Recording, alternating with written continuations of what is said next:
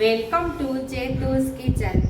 આજે આપણે બનાવીશું આખા વર્ષ માટે ચાલે તેવું ગરમરનું અથાણું બનાવશું, જે આપણે 12 મહિના ખાઈ શકીએ એવી ને એવી રે, બગડે નહીં એવી જ આપણે આજે ગરમરનું અથાણું બનાવશું। તો અહીંયા 500 ગ્રામ જેટલી આપણે ગરમર લઈ લીધી છે અને ગરમરને આથવા માટે ખાટા પાણીની જરૂર પડે અને તમારી પાસે ખાટું પાણી ન હોય તો હું આજે તમને એક આઈડિયા આપું મસ્ત એવા। કારણ કે ખાટું પાણી ક્યારે બને કે જ્યારે આપણે ગોળ કેરીનું કે ખાટું અથાણું બનાવતા હોય તો કેરીની અંદર જે હળદર મીઠું ચડાવે ને જે પાણી થાય એ જ પાણી હોય તો આ બને। હું તમને બીજો એક આઈડિયા આપું કે આમાંથી આપણે પાણી બનાવી શકીએ। તો અહીંયા આપણે એકદમ આપણા આખા વર્ષમાં ચાલે એવી ગરમર બનાવવાના છીએ અને એના માટે આપણે 2 કેરી લીધી છે, એ હું તમને આગળ કહીશ કે આ કેરીનું આપણે શું કરશું। અહીંયા હળદર લીધી છે અને મીઠું લીધું છે અને આપણે ગરમરની એવી રીતે પસંદગી કરવાની કે તમે આમ જુઓ તો એકદમ અંદરથી વ્હાઈટ હોય એટલે કે સફેદ હોય એવી ગરમરની પસંદગી કરવાની। તો અહીંયા ગરમર આપણે ધોઈ લીધી છે અને પહેલાં આપણે આને છોલી અને ટુકડા કરી લેશું એટલે કે સુધારી લેશું આપણે। અહીંયા આપણે 5 ચમચી જેટલા લીંબુના ફૂલ લીધા છે, આને અંદર મિક્સ કરી દેવાના છે। આની લીંબુના ફૂલનો આજ મેં ઉપયોગ કર્યો છે, આ જગ્યા ઉપર તમે લીંબુનો પણ ઉપયોગ કરી શકો છો। લીંબુના ફૂલ આપણે ઉગાડી લેવાના છે અને એક બાઉલની અંદર સિમ્પલ પાણી રાખશું કે આપણે ગરમરને સુધારતા જશું અને એ બાઉલની અંદર આપણે ઉમેરતા જશું અને એમાંથી ધોઈ અને પછી આ જે આપણે લીંબુના ફૂલવાળું પાણી કરેલું છે ને એની અંદર ઉમેરશું। એટલા માટે લીંબુના ફૂલ ઉમેર્યા કે આપણે ગરમર સુધારીને બાઉલની અંદર ઉમેરીએ તો કાળી ના પડે એટલા માટે। ગરમરની છાલને આપણે આમ ઉખેડી લેવાની છે એટલે કે ઉતારી લેવાની છે, મસ્ત એવી સરસ છાલ કાઢી નાખવાની છે।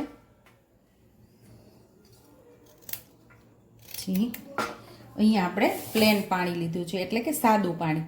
ગરમરની અંદર આવી રીતે 2 ભાગ કરી અને હવે નાના ટુકડામાં આપણે સુધારી લેવાની છે। બહુ મોટી હોય તો એના 4 ટુકડા કરવાના આવી રીતે અને નાના ટુકડા કરીને આપણે ઉમેરતા જશું। આ પ્લેન પાણી છે, આમાંથી સુધારી અને આમાં બધી સુધારી લેશું।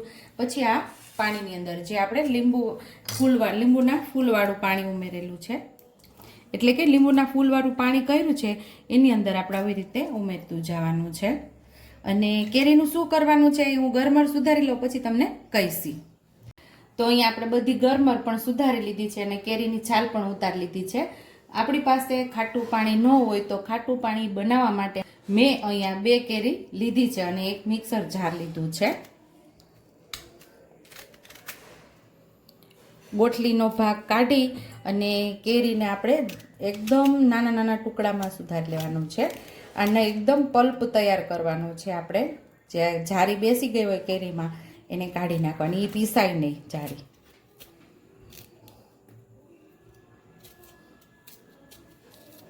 આવી રીતે આપણે એકદમ કેરીનો પલ્પ તૈયાર કરવાનો છે।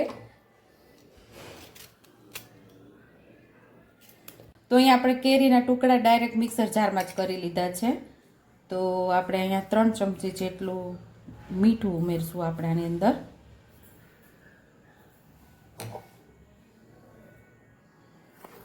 2 ચમચી જેટલી હળદર ઉમેરશું અને અડધી વાટકી જેટલું પાણી ઉમેરી અને સરસ પલ્પ તૈયાર કરી લેવાનું એટલે કે એકદમ ઝીણી બારીક ચટણી થાય ને એવું આપણે તૈયાર કરી લેવાનું છે। અહીંયા આપણી ગરમર બિલકુલ કાળી નથી પડી, એકદમ જે ઉપર આપણે સુધારી હોય એને કાળાશ હોય, આપણે એને લીંબુના ફૂલ ઉમેર્યા હોય તો કાળાશ બધી નીકળી જાય છે અને હવે આ પાણી કાઢી નાખશું આમાંથી। અહીંયા અડધી ચમચી જેટલી હળદર ઉમેરશું, 1 ચમચી જેટલું મીઠું ઉમેરી અને હળદર ને મીઠું મિક્સ કરી દઈશું, ઉપર નીચે કરી લઈશું આપણે।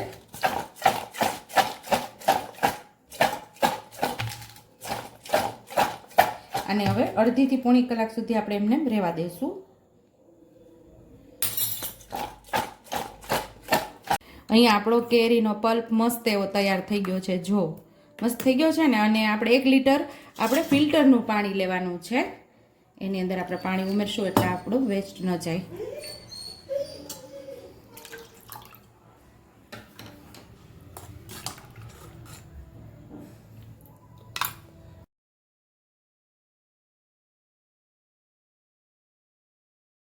અહીંયા જોતા જ તમને ખબર પડી ગઈ હશે કે ખાટું પાણી આપણું તૈયાર થઈ ગયું છે.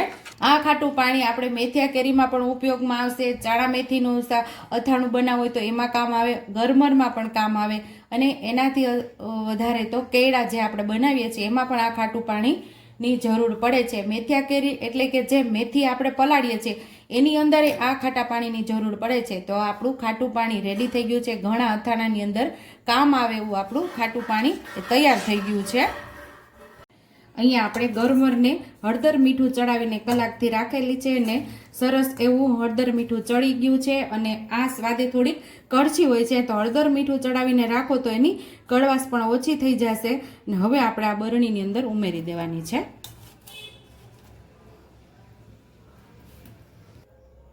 હવે આપણું અથાણા માટેનું મેઇન ઇન્ગ્રીડિયન્ટ આપણે ખાટું પાણી જે તૈયાર કરેલું એ આપણે બરણીની અંદર ઉમેરી દેવાનું છે. બાકીનું જે બચેલું પાણી છે બીજી એરટાઈટ બરણીની અંદર ભરી દેવાનું. અને જ્યારે આપણે કેળા આથવા હોય ત્યારે કેળાની અંદર આ પાણી તમે ઉમેરી શકો છો. અને ગરમરને પણ આપણે ડૂબાડૂબ પાણીની અંદર રાખવાની હોય છે કે ગરમરની ઉપર પાણી આવી જાય ને ત્યાં સુધી આપણે આની અંદર પાણી ભરવાનું છે. તો આપણી ગરમરનું અથાણું અહીંયા તૈયાર થઈ ગયું છે. તો આ 3 થી 4 દિવસમાં ખાવા જેવી ગરમર થઈ જશે. તો આ ખાટા પાણીની અંદર આપણે બોળીને રાખેલી છે 4 દિવસ અને આજે આપણે બહાર લીધેલી છે અને હવે આ ખાવા જેવી થઈ ગઈ છે. અને ખાવાની તમને ખૂબ જ મજા આવશે. જે ખાટું પાણીની અંદર બોળિયા ગુંદા અને આ ગરમર અને કેળા ખાવાના શોખીન હોય ને એને આ ખાવાની તો ખૂબ જ મજા આવે છે.